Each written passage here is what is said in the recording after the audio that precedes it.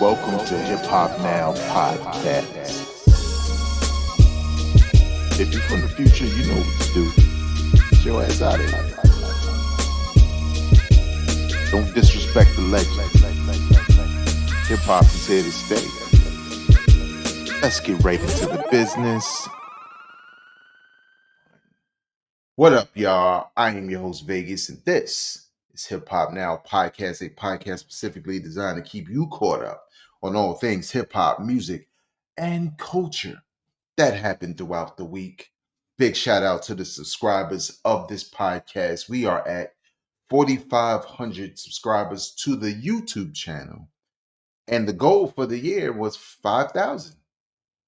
We almost there.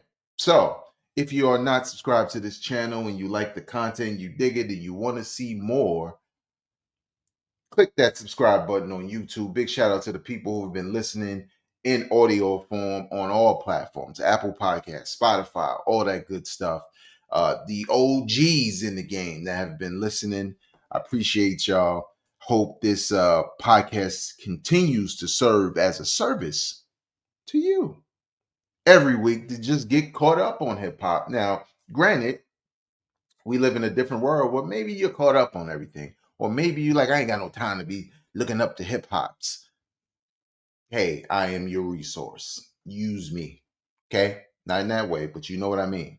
Use it as a resource. And more importantly, share it with people you know. Enjoy this kind of content. Before we get into the show, I just want to send a rest in peace and condolences to the family of Irv Gotti.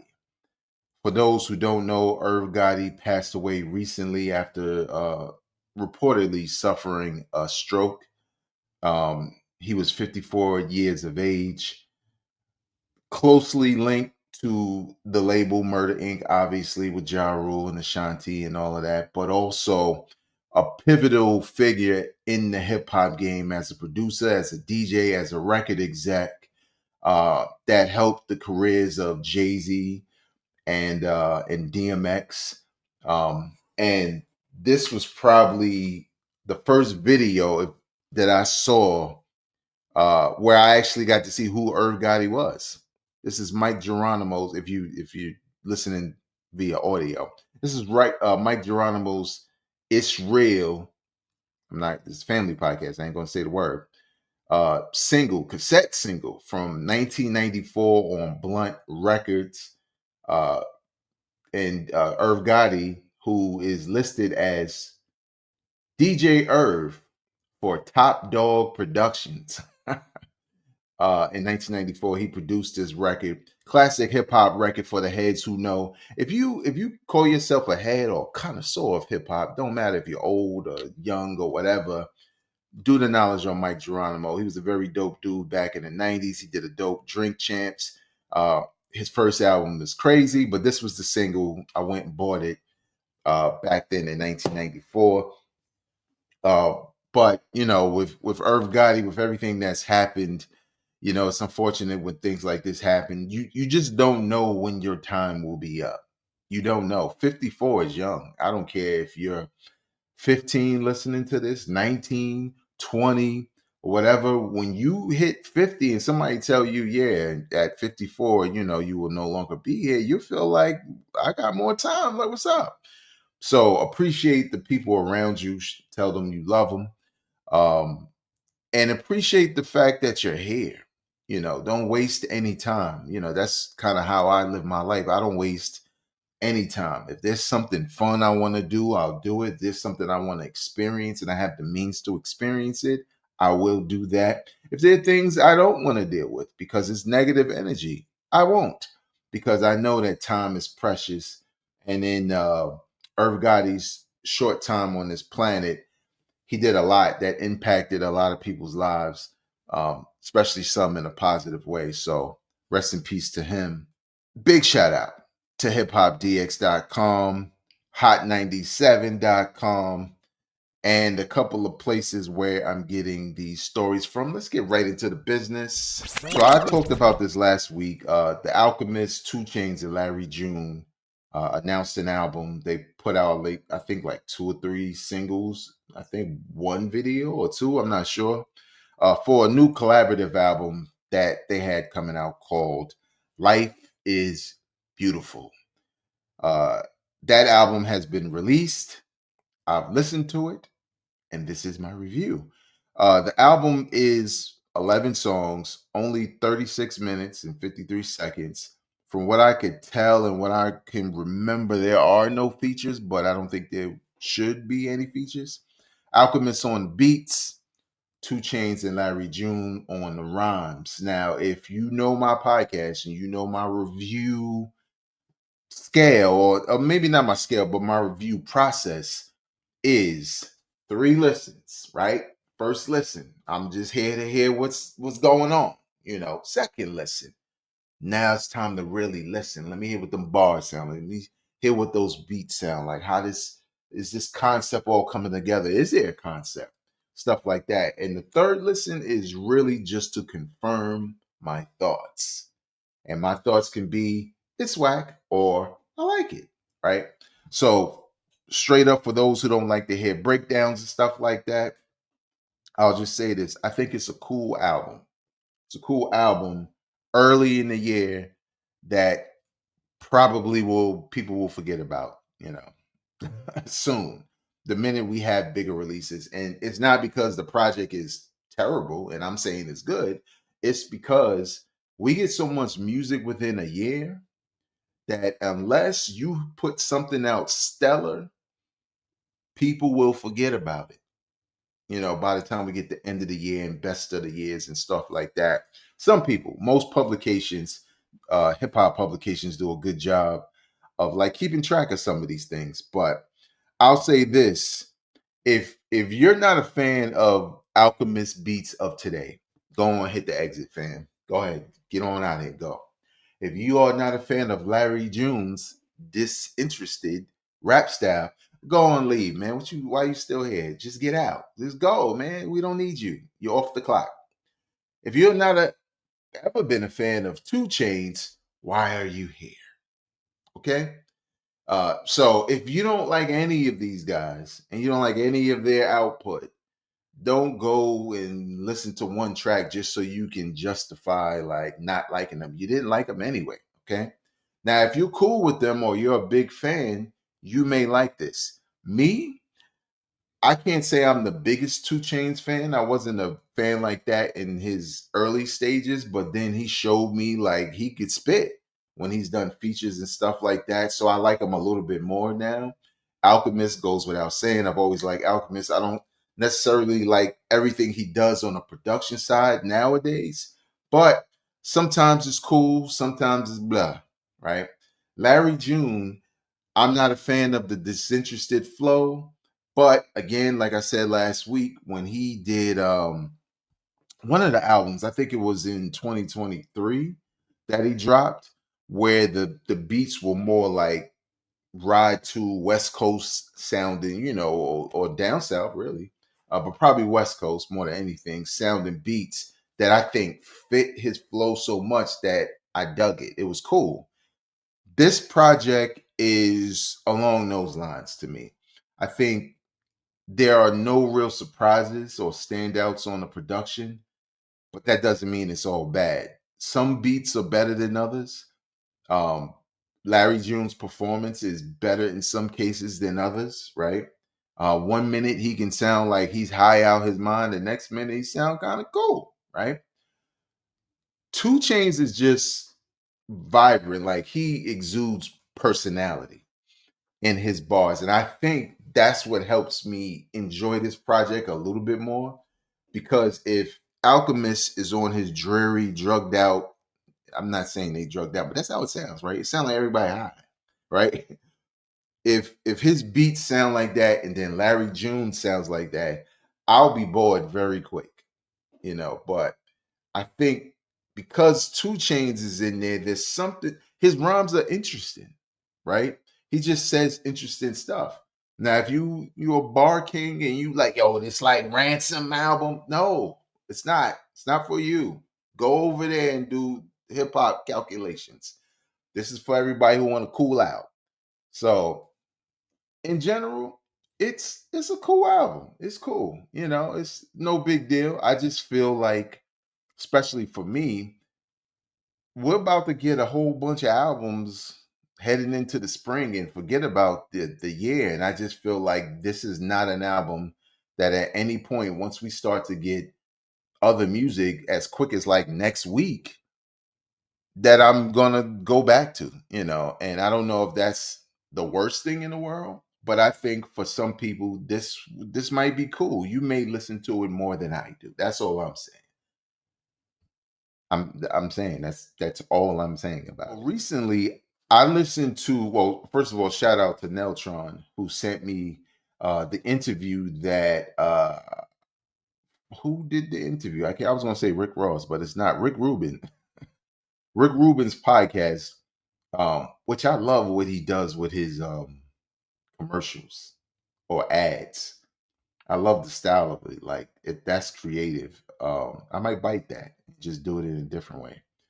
But he did an interview with RZA, and it was like a 2-hour interview. And usually when I see stuff like that, I'm like, I don't know, because I was around. I know enough about RZA to not sit there and wait to hear things I haven't heard, but I heard a lot that I hadn't heard from RZA. And I think mainly because maybe he was comfortable and who he was talking to, and he was sharing a lot of info. Now, for those wondering, shout out to Kill who asked me this. No, he didn't talk about the flood because it happened and those records are gone. So I think in some cases he gets tired of talking about them because maybe it hurts, all right, to lose all of that.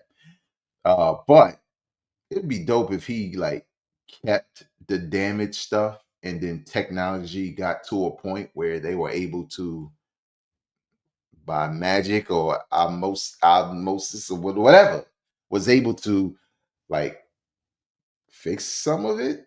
Maybe we get the original Tikal album, the Inspector Deck album we wanted, but that's not happening. But the interview was great. And there was one part in that interview where RZA said, we got an announcement coming up this year. The Wu has an announcement, so stay tuned for that. And I remember I kept thinking, and I might have said this on my preview show. I was like, man, I think the Wu gonna drop an album, like, because it's been a while. Well, it's been almost a decade since the last time the Wu-Tang Clan dropped an album, and now they have announced a brand new album. And check out the title: Black Samson, the Bastard Swordsman, from the Wu-Tang, the Saga Continues collection. That's a crazy long title, but that feels like the Wu is back. This is on hiphopdx.com. The project will be released on Record Store Day, April 12th. Wow, that's not that far. And feature contributions from all living members of the legendary rap group.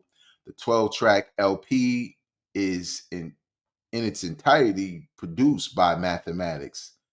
Here we go.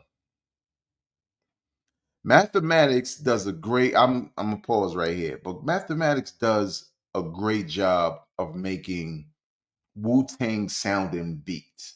He really does. But Wu fans want to hear entirely produced by the RZA. Now I will say this. He talked a lot about his early days and what he was always trying to do. He was always trying to get to the next level. He never wanted to make anything that sound like the old stuff. If you listen to that interview, you could hear it when he says it. He is not interested in rehashing sounds and flavor from the original Wu albums. He'd rather have somebody like Mathematics who can do that stuff, and then maybe he helps tweak if he's executive producer or whatever. Um, but this is somewhat disappointing. I think honestly, I think Mathematics produced the best Wu album in years, which was The Saga Continues in 2017. To me, that was like the best sounding Wu album in years. So it's not a bad thing that he's producing the whole album. I just wish one time RZA would say, I'm just going to try to, you know, jump in that bag that I was in back then and create sounds in that vein. But whatever. Uh, What else? Which means there are no RZA beats. Speaking to Variety, Mathematics detailed the thinking behind the unique title. Well, the album has a certain feel to it. It's a homage to black exploitation movies. You have movies like Black Samson, Black Caesar, and Superfly. Those are the types of movies that I was raised on in the 1970s. The bastard swordsman part of the title is an ode to the old karate flicks because that's what I grew up on as well. With me, as well as the Wu-Tang, that's something we had in common. We all love the old karate flicks. Bastard swordsman is one of my favorites. And I don't want to read the whole article. Yeah, we're just gonna leave it alone. We're gonna leave it alone right there.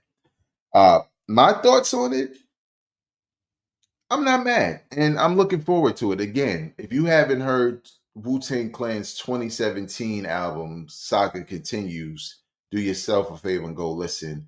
It was better than Better Tomorrow and Eight Diagrams and all them whack Wu albums that, I was with Raekwon where he like, yo, this not the Wu sound.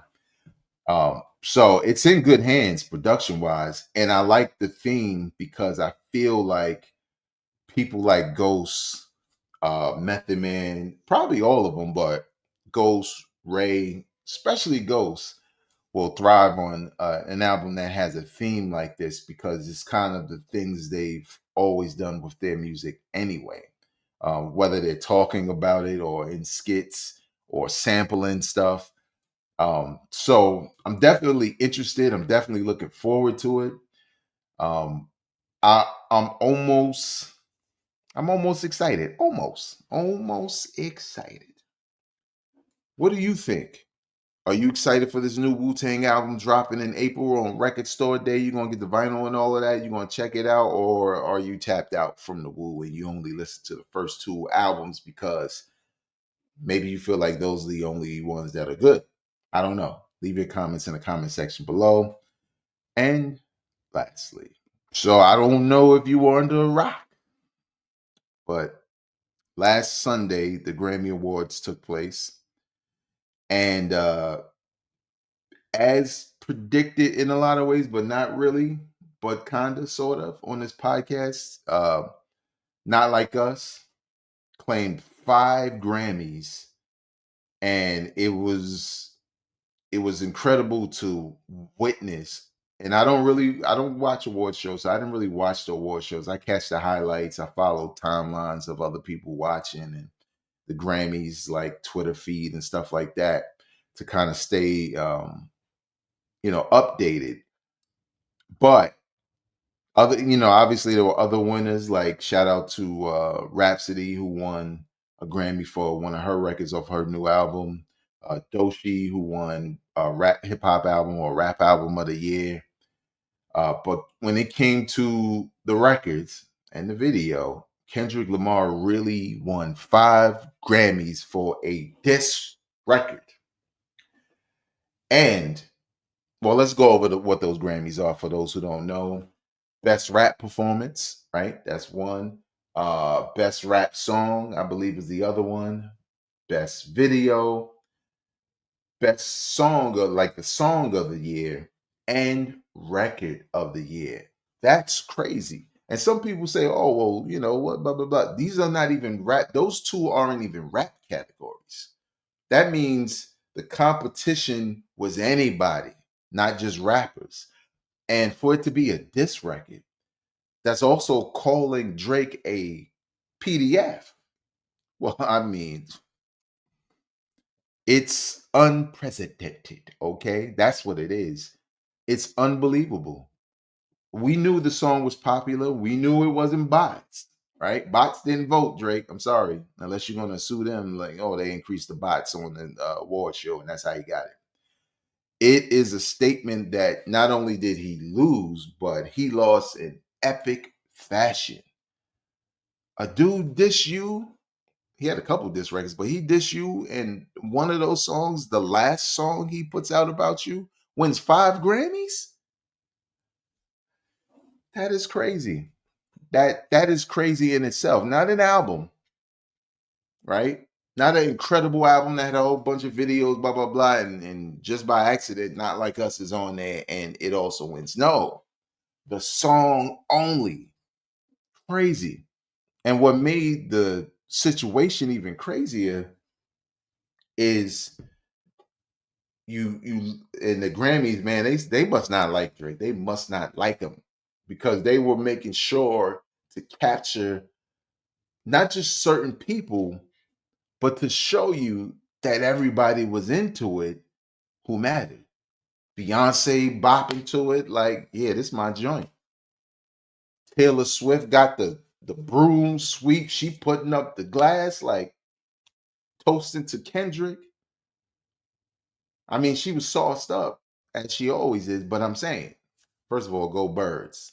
I ain't playing that, you know. But I was just looking at that like, yo, that's crazy. Jay-Z smiling like, and in Kendrick's speech, he dedicated, I think, the record of the year to his wife, Whitney crip walking in well, girlfriend, baby mama, I don't know. His partner, crip walking in the Not Like Us video. And then he said to Jay-Z, I know you like the crip walk. It was just, if I'm Drake and Drake is doing a tour in Australia and probably after, because we know he watched though.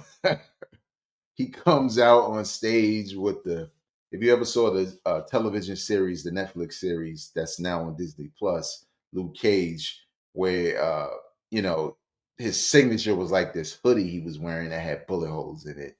Well, Drake came downstairs, was walking down to the stage at this tour in Australia with a similar hoodie on with bullet holes in it and smoke coming out the back. And as he's walking down the steps, his face, he looks defeated.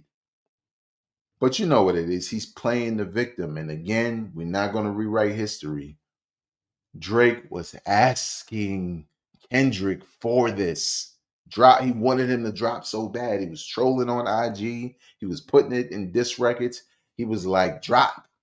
They were counting down the days to when Kendrick dropped and what's taking him so long. He ain't got nothing, blah, blah, blah. And Drake also was the one who started mentioning family names and stuff like that. And that's how we got to songs like Not Like Us, calling Drake a PDF. And the thing is he's not calling him a PDF because that's the thing he feels like calling him and it's catchy to people. Just do something. This doesn't mean he is, but it's just way too much like funny business on the internet of Drake looking like a PDF, right? From way back. And now he's 37 looking defeated with smoke coming out his back as he walks down to do his own tour. It's crazy. That man is going through it. Prestigious awards like the Grammys basically saying, man, this song was great. Let's give it 5 awards. It's just crazy. But also, Kendrick is going to be performing the halftime show at the Super Bowl. It's a bad month. It is Black History Month, by the way. It's a bad month for Drake. It's a bad month for Drake. So, Super Bowl's coming up.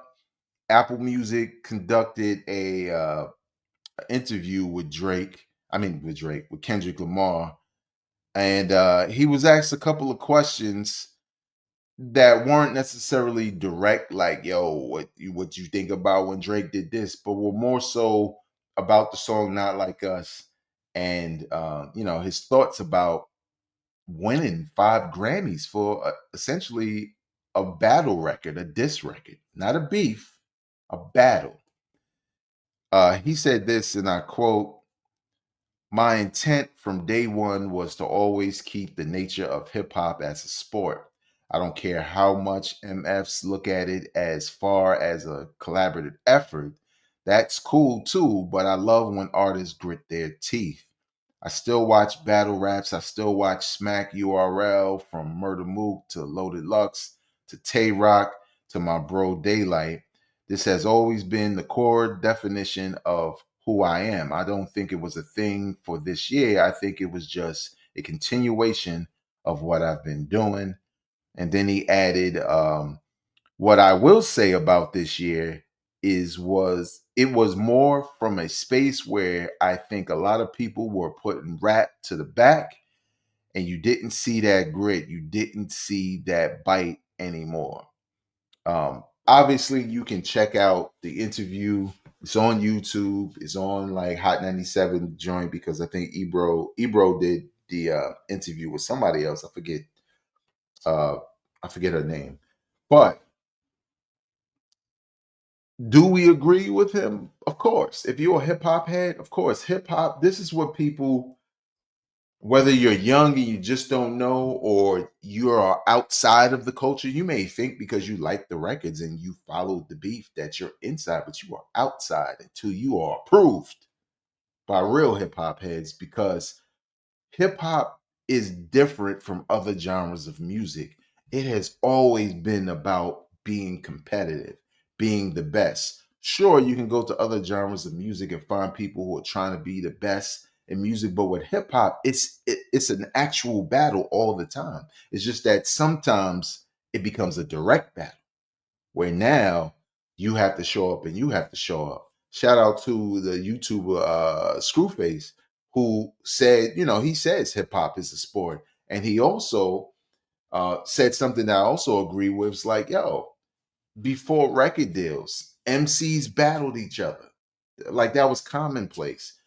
DJs battled each other. That was commonplace. Graffiti writers they competed against each other.